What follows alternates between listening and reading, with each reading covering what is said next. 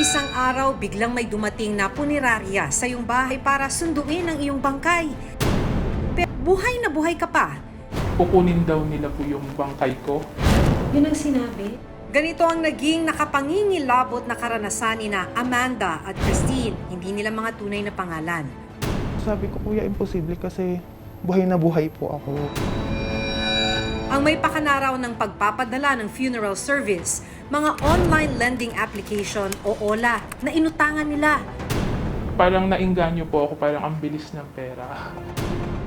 Sukdulang pananakot at pamamahiya naman ang inabot ng isa pang nangutang sa OLA.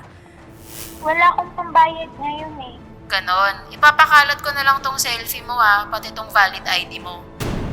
Mo talaga, hindi ka magbabayad ng utang mo? Grabe yung depression, grabe yung stress.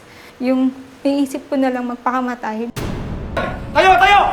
Tayo! Sa harapan ng computer! Tayo! Kailangan ng computer! Tayo! Tayo!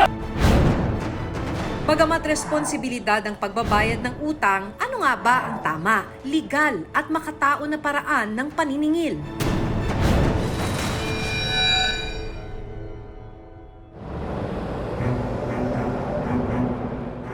Marso nitong taon, laking gulat ni Christine, hindi niya tunay na pangalan, nang may dumating na sasakyan ng punerarya sa kanilang bahay. Ang sabi nila is, kukunin daw nila po yung bangkay ko.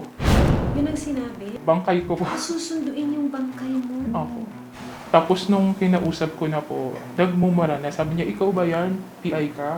Magbayad ka ng utang mo, magbayad ka. Kung di lang yan ang papadala ko sa'yo. Kung susumahin, aabot sa mahigit 50,000 pesos ang utang ni Christine sa mga online lending application. Ginamit niya ito nang minsang maospital. Parang nainganyo po ako, parang ang bilis ng pera. Tapos may pangangailangan. Tinatapal na po, parang 7 days, tapos utang ako sa iba. Hanggang sa nagkaroon po ako ng 20 lending apps. Dahil sa dami ng inutangang online lending apps, hindi na raw matukoy ni Christine kung sino ang nasa likod ng pagpapadala ng funeral service sa kanyang address.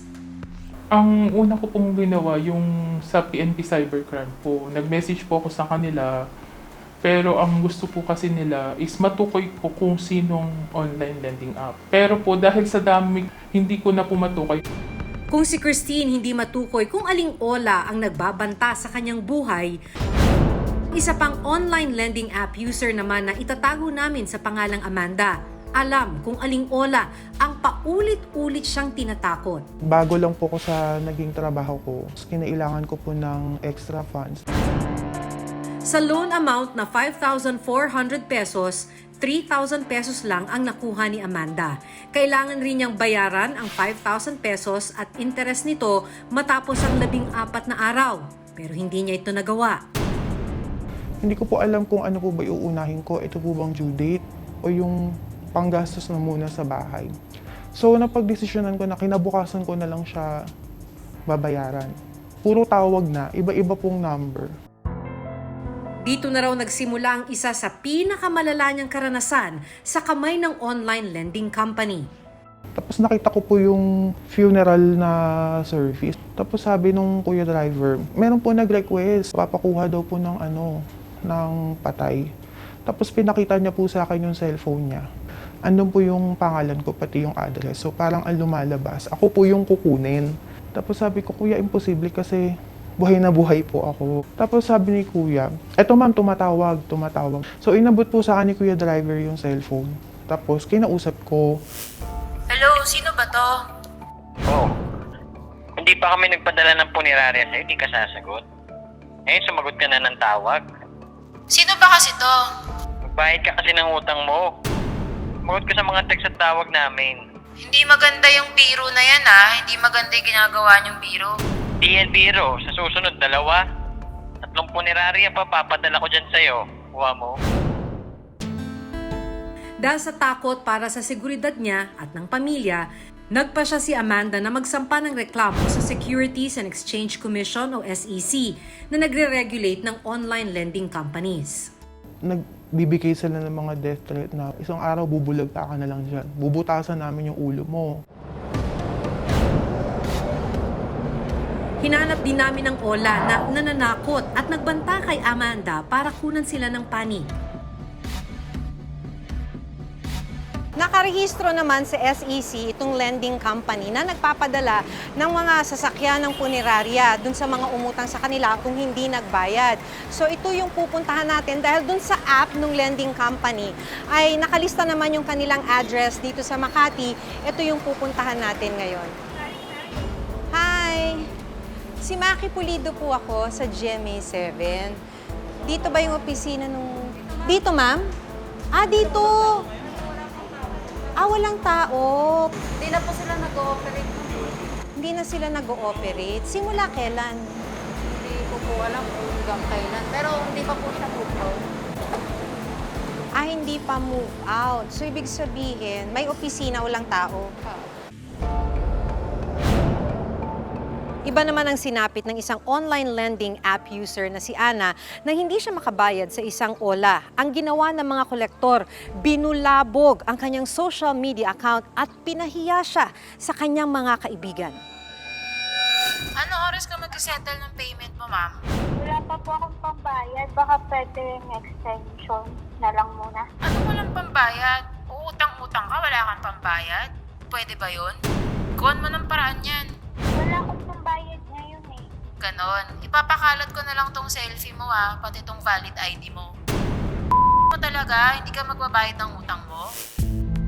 Ganito ang karaniwang laman ng mga tawag ng ilang online lending company kay Ana sa tuwing hindi siya nakakabayad ng kanyang utang na 5,000 pesos sa takdang oras. Pero ang pagmumura at paninigaw sa telepono may mas lalala pa pala. May 16. Yun yung araw ng due date ko. Nasa office ako, sinabi sa akin ng coworker ko na may gumawa ng GC kasama yung mga coworker ko na wala akong alam. Una, sinend is yung picture, ID ko. Tapos sabi niya, kung kilala niyo to, buong pangalan ko, middle name hanggang last name. Sabi niya magbayad siya ng utang, ang dami niyang inutangan na company, hindi siya marunong magbayad. Utang is utang, bayaran mo yan. Which is totoo, bayaran natin. Pero kasi yung kahihiyang ginawa nila, hindi nababayaran yun eh. Grabe yung depression, grabe yung stress. Yung iniisip ko na lang magpakamatay. Pero iniisip ko kasi parang pera lang to, problema lang to. Kabilang sina Ana at Amanda sa libu-libong Ola users na nagsampa na ng formal na mga reklamo sa iba't ibang ahensya ng gobyerno. Susunod, ang ibang mga complainant nagre-resulta sa mga raid at pagpapasara ng ilang online lending companies.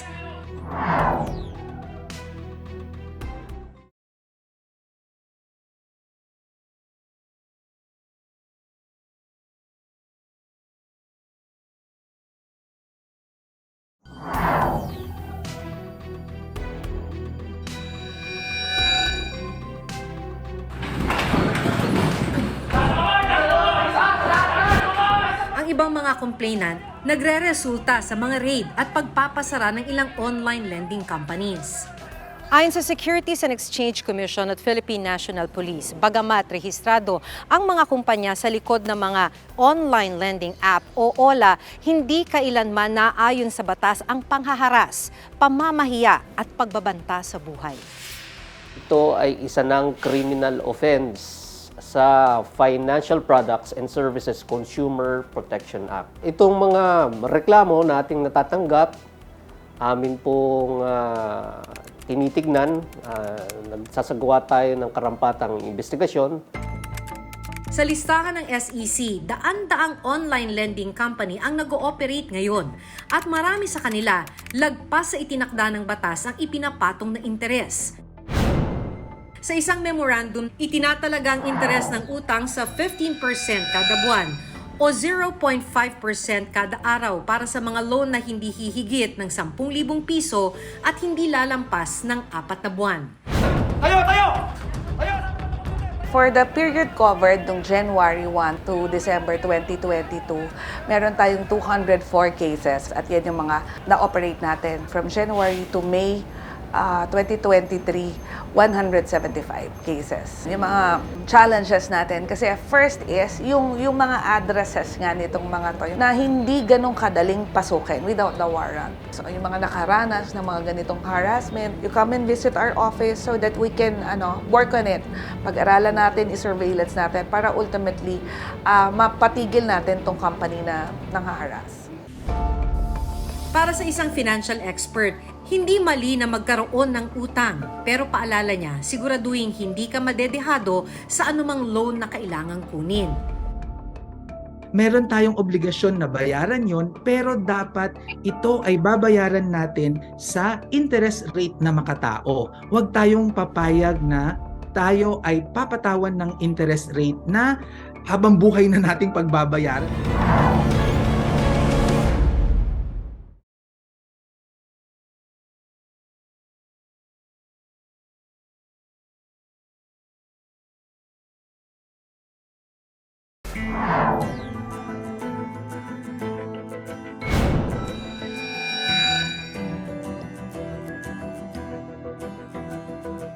Kapag gipit, sa patalim kumakapit. Pero paano kung ang mismong patalim na kinakapitan ang magiging mitsa ng malabangungot ng mga karahasan?